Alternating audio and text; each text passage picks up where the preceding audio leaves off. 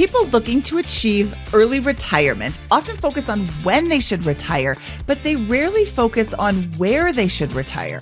Should you relocate for financial independence? What's the impact? And what should you consider before making the move? That's what we are going to be covering in today's episode. Hello, and welcome to the BiggerPockets Money podcast. My name is Mindy Jensen, and with me, as always, is my finally back in Denver so he can record a show with me, co-host Scott Trench. Thanks, Mindy. Great to be here. And I'm always amazed at your ability to come up with a mountain of intro statements like that. So thank you so much. BiggerPockets has a goal of creating 1 million millionaires. You're in the right place if you want to get your financial house in order, because we truly believe financial freedom is attainable for everyone, no matter when or where you're starting. Although it's a lot easier if you end in one of the places we'll discuss today. Today, we're going to discuss the best and worst places to retire in 2024. We're going to talk about how that decision might help you retire earlier if you can or want to relocate. And we're going to talk about what factors to consider before making the move. To discuss all of this, we're so excited to be joined by Alex Gayy, a lead data reporter at Bankrate. Alex writes about the numbers behind consumer finance and economic trends. She's crunched the numbers and looked at the data for the best and worst places to retire in 2024, so you don't have to. Alex, we're so excited to have you join us today. Thank you so much for being here on BiggerPockets Money. Oh, thank you for having me here. I'm really excited to talk about this very important topic today. This is a very important topic because it can be so easy to kind of just stay where you are. And what is actually the case is sometimes if you move, you could reduce your timeline for financial independence. Think living in New York City versus living in Kansas. Kansas is going to have just a lower cost of living, which reduces your expenses, which reduces the amount of money that you need to save for retirement. So before we jump into your list, what criteria did you look at when you created this list? Yeah, great question. There's a lot of data points that went into this. Our study at Bankrate ranked all 50 U.S. states based on affordability, overall well-being, quality and cost of healthcare, weather, and crime.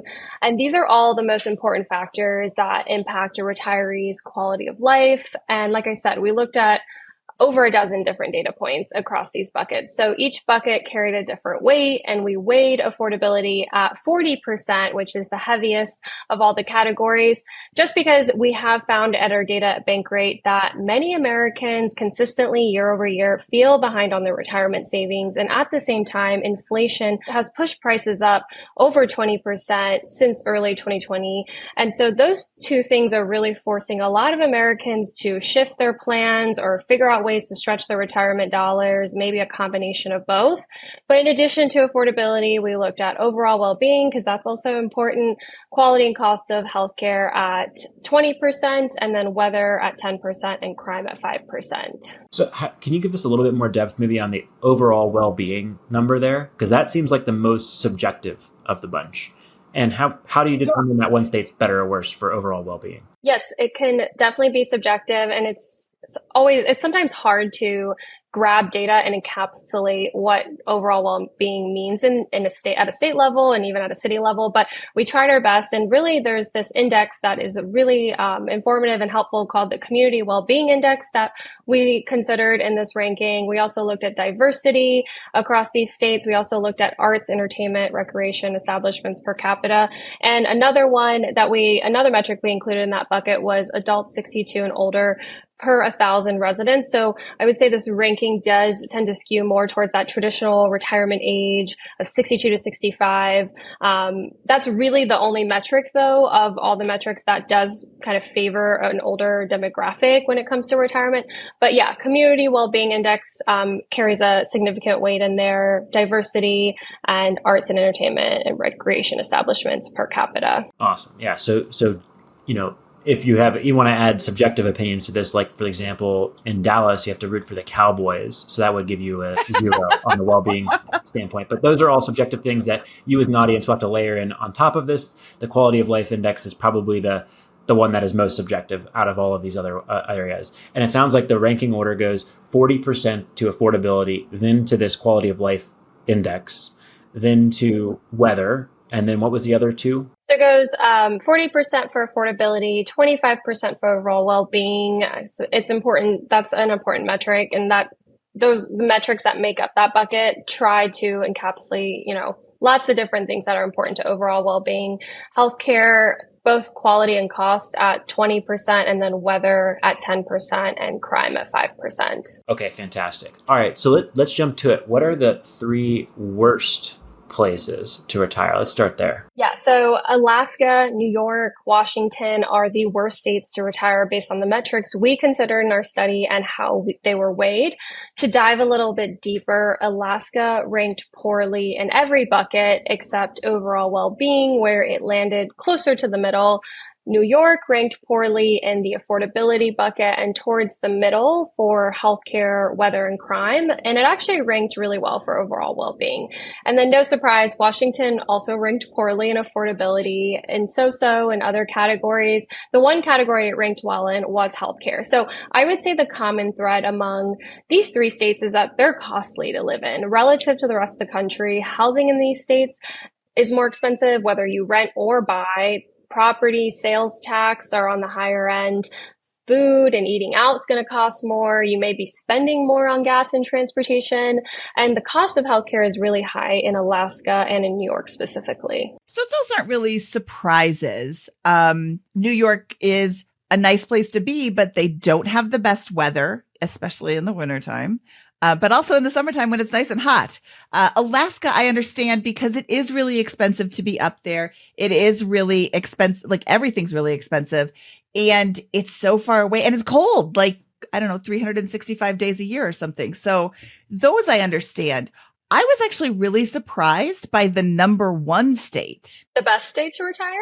The best state to retire in. So let's talk about that state. Yeah, I would say the states that landed towards the bottom of the list aren't all that surprising. Because affordability carries such a heavy weight in this ranking, it really did push a lot of those high cost states to the to the bottom of our ranking. But the biggest surprise, I think, was the number 1 state, the best state for retirement, and that is Delaware, followed by West Virginia and Georgia, which were also semi-surprising. I think Delaware flies under the radar as a retirement spot in the U.S., but it actually has a lot of strong selling points. It's a pretty tax-friendly state for retirees. There isn't state or local sales tax. There's no income tax on Social Security benefits. It also has lower property taxes relative to the rest of the country. It scores well in diversity and overall well-being, and it does have a high share of residents who are 62 and older compared to its population. It is a pretty small state, of course, so it doesn't have a huge population, but it does have a high share of older folks in that state. It also has a high number of healthcare establishments per capita and generally just high quality healthcare, which is important in those later years of life. And it's important no matter how old you are. I mean, even if you're retiring early, having access to healthcare and high quality healthcare is important. It also has a pretty temperate climate, and it's one of the safest states when it comes to natural disasters. And then cost of living, which took a huge weight in this ranking in Delaware, is only slightly higher than the national average. So it is more affordable than a lot of other places in the country. It's not necessarily the most affordable, but generally, relatively speaking, if you compare it across the country, it is more affordable. Really, the only 2 categories that scored lower in were crime and cost of healthcare. So generally, I would say Delaware checks a lot of the boxes for those who are wanting to retire. All right, we've got to take a quick ad break, but after this, we're going to hear from Alex about the top 3 cities you should consider retiring to. Welcome back. We are joined by Alex Gayy. This is really disappointing news to my father, who has a really strong anti-Delaware stance, largely because there's a toll on I-95 that is like $8 each way outside of Newark, on the way to Newark in New Jersey on I-95. And we have such a strong dislike for subsidizing the retirement of the good people of Delaware that we go 10 miles out of the way to avoid that. So that's probably a part of the reason why it's so nice to retire in Delaware. But I will say I was surprised by Delaware, but I was even more surprised by the second position on the list. Can you tell us about what that state was and why it made the cut? Yeah, so West Virginia ranked number 2 as the best state to retire in our ranking. Really what catapulted it to the top was that affordability category, which carries a 40% weight. It is the most affordable state in the country. And so that's really why it landed in the second position. It landed more in the middle when it came to crime and weather and overall well-being, and actually did rank poorly for healthcare. So it's kind of a catch-22 with West Virginia, because while it ranks really well for affordability, those low living costs that allow you to stretch your retirement dollars further, it ranks really poorly for healthcare, both access and quality and cost of healthcare. So these are the things that you have to weigh against one another in retirement. And that's what makes these decisions really tricky. You have to prioritize what's most important to you. And there's not going to be a place in the US that checks all the boxes. I think that's important to note, that nothing is going to rank number one all the way across. Now, here's something I was like, oh, I wonder if there's a neighboring state that ranked better for healthcare, because West Virginia ranked number 50 for quality and cost of healthcare, but regular old Virginia ranked number 10. So if you wanted to live in West Virginia and get all of those benefits, just live really close to Virginia and then hop the border to go to your healthcare providers. There you go. Problem solved. Yeah, it's a great hack. I love that. And I love that you connected the dots there. And that certainly is the case. There are going to be states that border each other that, are better for certain things than the other. So, if you're okay with driving and doing sort of that, taking the extra time to drive and get that higher quality of healthcare, then by all means, that could definitely be a way to, take advantage of those lower living costs while still having fairly accessible healthcare. Looks like a large number of the next kind of best states to retire are these cheaper southern or Midwestern states. And that makes a lot of sense to me, given that there's, given that affordability is so high on the list of factors here, and that really where you want to retire, what well-being means to you, is so subjective that we have to use this index that probably, and weight it to your credit, appropriately lower than affordability, which is much more objective on it. But were there any surprises as you went down the next kind of like 5 to 10 that stood out in terms of best places to retire that maybe, break the mold? I think what was more surprising is just that we do this ranking year over year. And so it is really interesting to see what states move up and down the list based on all these metrics and how they're weighted. For example, last year, Iowa was the best state to retire. And then we saw Iowa move not too far down, but further down in the list. It's still, in that top 15, but we saw that shift because those metrics around affordability really have shifted year over year for Iowa. So it is really fascinating to kind of see, which states move up and down the ranking every year. You do kind of tend to see the normal suspects at the bottom and the usual suspects at the top, but it is kind of fascinating to see how cost of living really can change in a place within a year or even within a few years. I mean, look at Florida, for example. That is, I would argue Florida is still a fairly popular retirement destination, but I think it has a lot of people questioning. I think a lot more people are questioning whether they want to retire in Florida, more so than maybe they did a decade ago, because cost of living has risen so much in Florida over the last decade. Home prices have skyrocketed, property taxes have skyrocketed, homeowners insurance. We also know there's been an increase in frequencies and just severities of natural disasters, which can be financially devastating. And so it is really interesting to sort of see shifts over time and where is it better to sort of put down roots and spend your retirement years in, because you may be going somewhere now that is affordable and checks a lot of those boxes, but a lot of these places change over time too. And so that's kind of part of the equation that it's hard to predict, but it's interesting kind of see those shifts. One of the things that surprised me, for example, was the fact that Louisiana was ranked as such a bad place to retire, but at number 33, but Mississippi was ranked number 6. What do you think the difference? And another good example is Pennsylvania ranked number 7 and Maryland at number 43. And I'm like, I grew up in Maryland and I have a bunch of friends and family in Pennsylvania. They're so similar. They're right next to each other in a couple of those. What do you think the difference is between some of these neighboring states being so good or so bad relative to one another is? When I think of them in some ways very similarly, perhaps naively.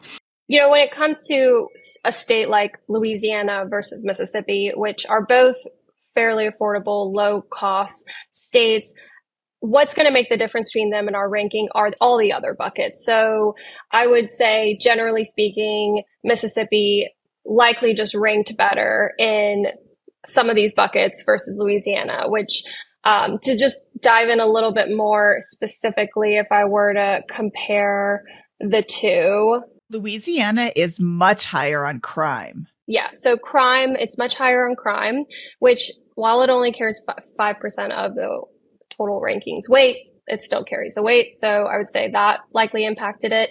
Even just the affordability difference. I mean, they're still both relatively affordable states, but Mississippi does rank a lot higher for affordability than Louisiana does at 2 versus Louisiana's at 13 if you kind of aggregate all the metrics we looked at in that category. So because that carries such a heavy weight, like even that can make such a difference in where they land. And Louisiana is kind of in the middle of the pack. It's not at the very bottom. So again, still ranked pretty well for affordability, but it ranked really poorly for crime, ranked poorly for health care, and ranked poorly for overall well-being. Those are a lot of the same metrics that Mississippi ranked poorly in as well, but just maybe not as bad. Yeah, I think that affordability number is really like from 2 to 13, and then healthcare and well-being rank are kind of the same. Weather rank is kind of the same. The crime really sticks it to Louisiana. But I love this list because then I can start thinking, oh, if I stay in my current house, I'm surprised by some of these. Like Colorado's number 44. Really? Colorado should be number 1 because it's the best state in the union, says the Colorado resident. My sense of well-being is at its peak in October and at its bottom in probably February, unless I'm skiing. So yeah, I think that the time of Mindy, this is the best place ever right now. And then I'll wake up in 3 months and be like, oh yeah, I remember why. Not me. I got a ski pass this year, and the whole year is going to be awesome because you can either bike or snowboard. California and Louisiana and Texas have great takes on seasons where they skip winter. So that's always nice. Yeah, I think this is all so, ultimately it's such a personal decision where you choose to retire. And this ranking is really just a starting point for people who are maybe feeling a little lost and just want more information in front of them to make a better decision around that. This is not by all means the holy grail. I would just say this allows you to kind of have all the information laid out in front of you, and so that you can make these tough decisions a little easier. But ultimately, it's a very personal decision, and you might not even, affordability might not even be the top priority for you. Maybe healthcare or just being close to friends and family is more important to you than cost of living. And so these are all the things you have, there's so many factors to weigh out in that decision.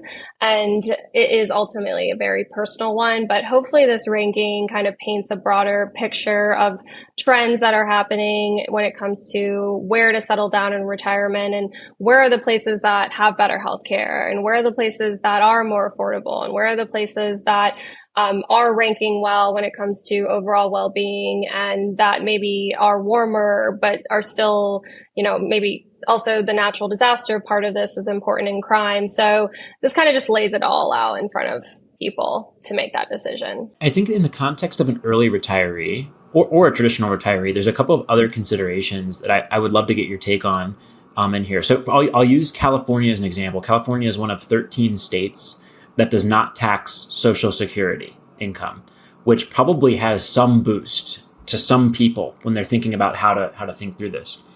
California also has, a lot of places that are rent controlled. So if you're a long-term renter and you make that move 15, 20, 30 years before retirement, you could be locked into a much lower rent payment, which makes it much, much more affordable in some cases. California also has a very interesting tax system for property taxes and relatively cheap insurance in many parts of the state for that. So if you're a homeowner and have, a paid off home, which can be very expensive, obviously, but if you're planning 30 years out for example, towards traditional retirement. That paid off home, you probably won't see your tax basis step up a tremendous amount in retirement. And that coupled with Social Security could be a very powerful influence. I think there are 9 states as well that do not tax income in this country. Is Texas one of them as well? There's a couple of those big states that don't tax income, and that can be really powerful for someone who's planning to do private money lending or has some other active, or business asset that they're going to be earning.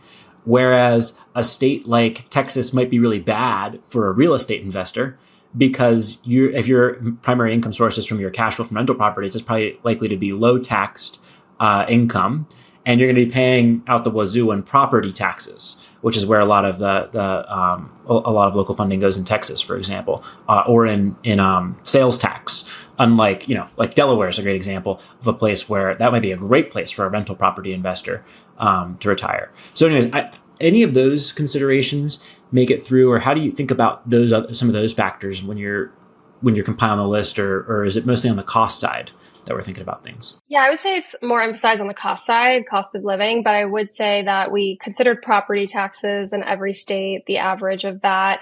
I also considered combined state and local sales tax rates in this ranking. And like you said, a lot of places that maybe don't tax on income, they find other ways to get you. And there are places like, for example, like Florida, no income tax in Florida, but property taxes are pretty high there. And you also just have to consider how you're being taxed in other ways, such as sales tax. So there's a lot of different ways you can be taxed, and it's really important to do your homework in your specific state, but also in your local area to understand how you're going to get taxed and how that's going to affect your bottom line and how far your retirement dollars can stretch in that particular area. And that's where I recommend, bringing in a tax expert, bringing in a financial advisor, and running the numbers and looking this information up with them and really studying up on knowing what you're getting into. I think that's where it's important to lean on these, experts who do this day in, day out, and who can really give you a clear sense of how much you could be paying in taxes, even if you live in a state that has no income tax, or maybe you don't get taxed on Social Security benefits. Stay tuned after our final break, where we'll break down what you should consider before relocating on your FI journey. All right, let's jump back in and reveal what everyone's been waiting for around where New Jersey ranks in the list of best places to retire. Yeah, all that makes a lot of sense. And I think the broader, the thing I would be thinking about is, if you're in the situation, is do that and know that if you're in one of these states that's towards the bottom of the ranking, like a California, for example, because of affordability, maybe in New York as well, just plan around that and think about the ways to take advantage of what, certain other rules that are in place, right? Again, like a homeowner in California is one of my favorite examples because they're living in a place that's beautiful, great weather, and they're probably locked into really low costs for a really long time if you're willing to stay put. But if you're going to be moving from Maryland to California, for example, in your retirement, that's going to be really expensive, and that's going to, set you back a couple of years for potentially on that. If you're moving from Maryland to West Virginia, you can have a good time in there. It's beautiful, beautiful state. Just going to drive across the border to Virginia for healthcare potentially. Yeah, that's a great point that you make there. I would say that the context behind this ranking is really if you are going to relocate for retirement.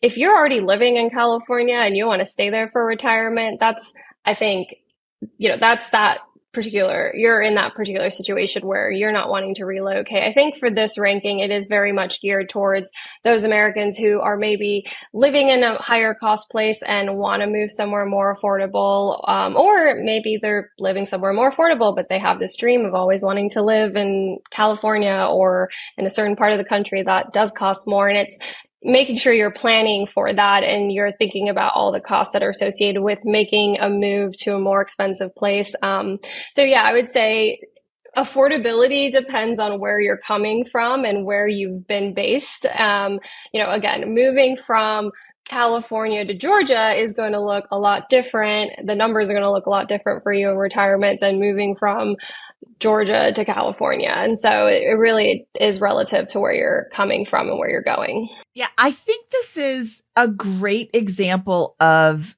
gathering up all the information so you can make an informed decision. This doesn't mean that just because what's number 50? Alaska? Just because Alaska is the least well, let's see. How do I phrase this so I don't upset Alaskans? Just because Alaska comes in number 50 on the overall ranking doesn't mean it's not an amazing place to live. It just means that it is not, taking into all these factors, it doesn't work out all that well. There are better states to live in that take into account the affordability and the healthcare and all of those things. Mindy, I think it's okay. I don't think a lot of people, I think it's a small minority of folks who look forward to their retirement in Alaska. Out there, and more power to those folks out there. I think that makes perfect sense. Do you know how sturdy those people are? Yeah, wonderful place. I wouldn't want to retire in Alaska. Yeah, I'll just reemphasize that, states that land at the top are financially friendlier for retirees. They have lower housing costs, healthcare costs for the most part, as well as tax benefits. It's going to be easier to stretch your fixed income in a state that has a lower cost of living compared to pricier states. Of course, that's just considering the numbers, the financial aspect of this decision. It's also very much an emotional decision, and it's about being around people that you love and having community as well, and a lot of other factors that play into that. So again, very personal decision at the end of the day, but I would say this ranking really is kind of showing you the states at the top that are more financially friendlier for that fixed income versus at the bottom, less so. When you're coming at this from a position of, do I have enough to retire? You might have enough to retire in West Virginia. So maybe you wish to retire sooner, and therefore you will make a decision to move to West Virginia because it's so much more affordable, and therefore you are already financially independent. Or maybe you say, you know what? I've never been to West Virginia. I don't know what it's like. I don't want to live in the Southeast. Where's West Virginia? I'm so bad with, that's not even in the Southeast. I'm so bad with my East Coast geography. I grew up on the East Coast, Mindy. I don't know what we think of West Virginia as. It's not northern, it's not southern, it's not midwestern. Yeah, it's kind of right in the middle. I think that's not a you problem. That's everyone. I think it's hard to label where West Virginia. But I'm also really surprised to see where West Virginia is located on the map. So I need to do a little bit more studying in my geography. But when you can make a decision where you want to live based on all of these factors, I mean, this is a really great starting point. Should somebody jump in and say, I'm going to retire because Alex Gayy at Bankrate said I should live in West Virginia, so I'm just going to move there and retire. Like that's probably not the best way to start your life after financial independence. Just a couple other call outs before we adjourn here that I found interesting. Again, Pennsylvania being ranked number 7 and Maryland at 43 was surprising, but also I think we'd all agree that New Jersey definitely deserves to be much lower on the list, and they're ranked appropriately low at 35. So thank you for that, Alex. Texas, it came in at 42, which I found surprising as one of the worst places to retire around the country, pretty close to California at 47. And then of the West Coast states, California and Oregon are 47 and 48. Respectively. Oregon was ranked 18th, probably because it's a lot more, relatively speaking, affordable than Washington or California in a lot of ways. Idaho is way up there, and Arizona was low on the list, which was a surprise, as relatively warm climate where I know a lot of people think about retiring to.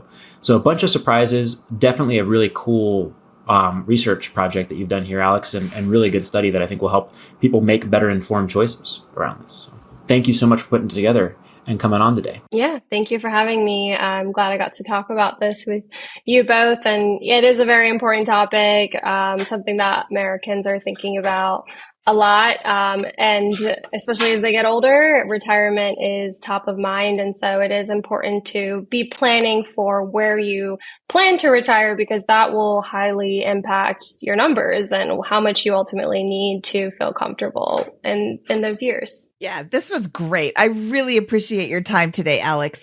Where can people find you online? They can find me on LinkedIn or on X. I'm posting on there on a regular basis, all articles and analyses that I do through Bankrate. You can also just check out Bankrate.com. I have an author bio page there. So yeah, you can find me all over the internet. I have a footprint a little bit sprinkled everywhere on social media. All right. That's awesome. Thank you so much for your time today, Alex, and we will talk to you soon. All right. That was Alex Gayy from Bankrate. Mindy, what'd you think? I thought that was a fascinating show because there's so many different things to consider when you are planning your retirement, but where you should live, I really think that there's not a lot of people who are considering that. I'm just going to stay right where I am.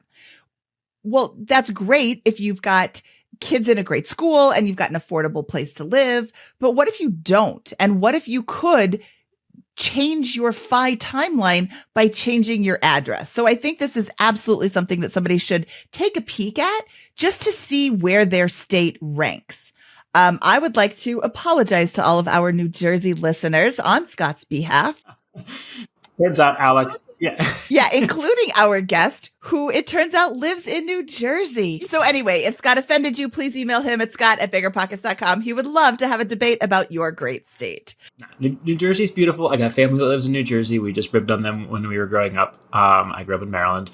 That's all. I'm sure it's a wonderful place to retire and a wonderful place in many regards around there. And yeah, love it. Scott, what did you think of this episode? I think that it was a great intro to the concept of where to think about studying, retirement. And I am super interested in, thinking about that next level of analysis following this up. Maybe we can get another guest to come in, like someone who's super smart with, retirement planning and tax preparation and those types of things, because I think there's something to unpack about the ways to make the worst places to retire, but probably the places that we all think about as retirement locations, like Florida and Texas and parts of the South and California and Hawaii. Those dream places to retire. I think that there's a way that to work the systems that are in place in those states around income realization and keeping expenses like rent or housing super low, that I would really be interested in learning about, to think about, okay, that's the hardest place to retire. It's really hard to work a career on the East Coast in New York or, New Jersey or whatever, and then retire in California because of the dynamics we just discussed. But I bet you, based on what we talked about earlier, that there's a really good way to plan that out a couple years in advance, and that California can actually be relatively accessible to someone with a long-term time horizon for a really nice retirement in great weather, for example. So I'd be really interested in exploring that to the next level. I think that's a great thought, Scott. And I think in any one of these states, you can have a great retirement, especially if you are a hardy soul and want to retire in Alaska.